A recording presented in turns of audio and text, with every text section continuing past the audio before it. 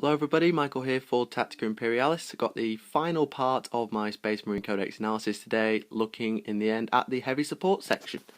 There's about 3 pages of heavy support, majority of them being vehicles. Start with the infantry. So we have the Devastators. These are basically tactical marines with power armor, bolt guns, bolt pistol grenades. The sergeant has a Signum, which is, I hope, down here somewhere. Signum. Here we go. Before rolling to hit, use the Signum instead of shooting to give one other model in the unit BS5. So similar to the ability of Sergeant Telian, but not quite as powerful.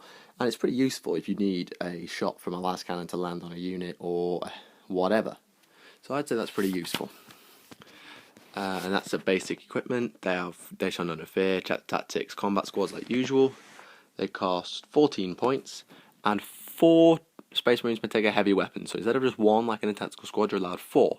You're allowed a veteran sergeant, you can replace bolt gun with chainsword, melee weapons, may take melter bombs and take transports like usual. If you take the extra Space Marines, of course, these would just become ablative wounds for your heavy weapons, so bear that in mind. Centurion Devastators. 1 skill versus skill 4, strength bonus 5, 2 wounds, initiative 4, 1 attack, LD 8, 2+ save, twin heavy bolter and a hurricane bolter, decimator protocols, slow and are very bulky. Decimator protocols I believe I've already explained, but I'm going to do it again. Can fire up to 2 weapons at the same target. No, not the same. I thought it was split fire, but it's slightly different. So they can shoot both their weapons, so the hurricane bolter and the heavy bolter. They are, as before, 60 points. May replace the Hurricane Bolter with a missile launcher with frag and crack missiles, so no skyfire, but this is incredibly powerful. And may replace the Heavy Bolters with a Twin Link Las Cannon or a Grav Cannon.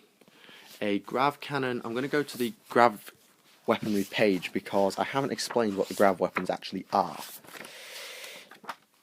So if we take the Grav Cannon, it's 24-inch range, it doesn't have a strength value, it's AP 2. And is salvo, so has a variety of shots depending on movement, concussive and graviton. All the weapons have graviton. The roll needed to wound with a grav weapon is equal to the armor save of the target. So, as it says here, if the armor save is a 3+ unit, 3+ to wound, which is very powerful against the higher armor things such as Terminators and other Centurions perhaps. And you can use it against vehicles as well. On a 1 to, instead of rolling for AP, you roll a d6. On a 1 to 5, nothing happens. On a 6, the vehicle becomes immobilized and loses a whole point, no effect on buildings. So slightly risky with buildings and vehicles, but pretty powerful nonetheless. A Grav Amp, which I'm hoping is back here. Yep. May reroll to wound when, or reroll AP. So pretty useful at sorting out the problems that you can have with failing to wound, particularly on the high armor save units. Okay, page would turn.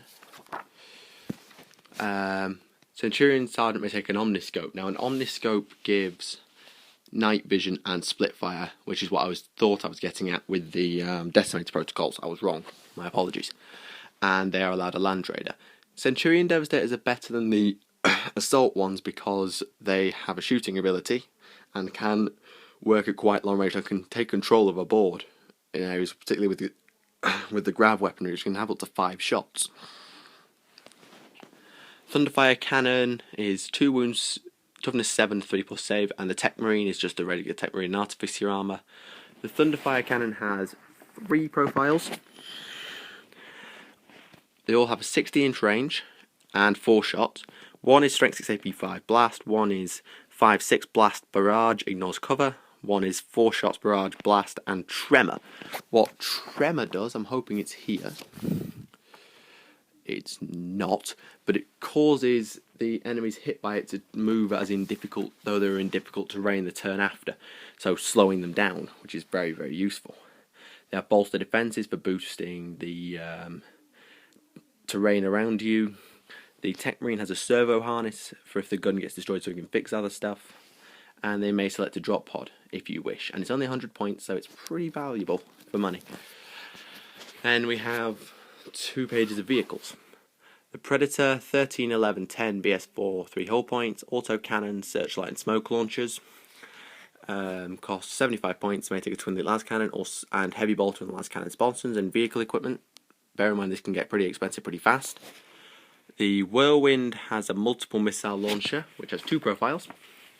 I'm hoping it's going to be down here, yep. 5-4 barrage large blast, or 4-5 large blast ignores cover. Bear in mind the minimum range means if you're inside the minimum range, you will not get the minor split skill on scatter. No options really on the Whirlwind save the normal ones, and it has a Rhino chassis. The Vindicator is the same as a Predator, but it swaps its weapons for a Demolisher Cannon, which is strength 10 AP 2, short range large blast. May take a Siege Shield, which I'm hoping is going to be here. Automatically pass dangerous terrain tests, which is useful. The Hunter has a Sky Spear missile launcher, which is here, down a touch. 7-2, one-shot, Skyfire, Armor Bane, and Savant Lock. If it misses, it has a chance of coming back and hitting the unit it shot at the first time. So it's very useful at mitigating a bad shot. It's only on a 5+, I think, and it has Armor 12, 12, 10.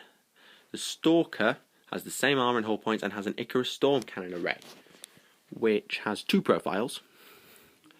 Sure I can find it. Single target, 7-4, 4-shot, Skyfire twin linked, or 7-4, 4-shots, non-twin linked, servo tracking, which allows us to fire at 2 different targets. Skyfire, I think. And again, this doesn't have many options. Then we have the 3 Land Raiders, the Regular, the Redeemer, and the Crusader. I've got those the wrong way around. These are all BS4, HP 4, Armor 14 all round. Power of the Machine Spirit allows them to fire an extra weapon, and Assault Wheel allows the unit to assault out. The regular Land Raider has a twin heavy bolter, 2 twin las cannon, searchlight and smoke launchers, and can carry 10 models, and may take a multi-melter. The Crusader has frag assault launchers, a twin-linked assault cannon, 2 hurricane bolters, and 16 models, which is why Black Templars use it for their transport, and may take a multi-melter. Frag assault launchers, if I can just move my screen, give a unit charging counter-stabbing frag grenades.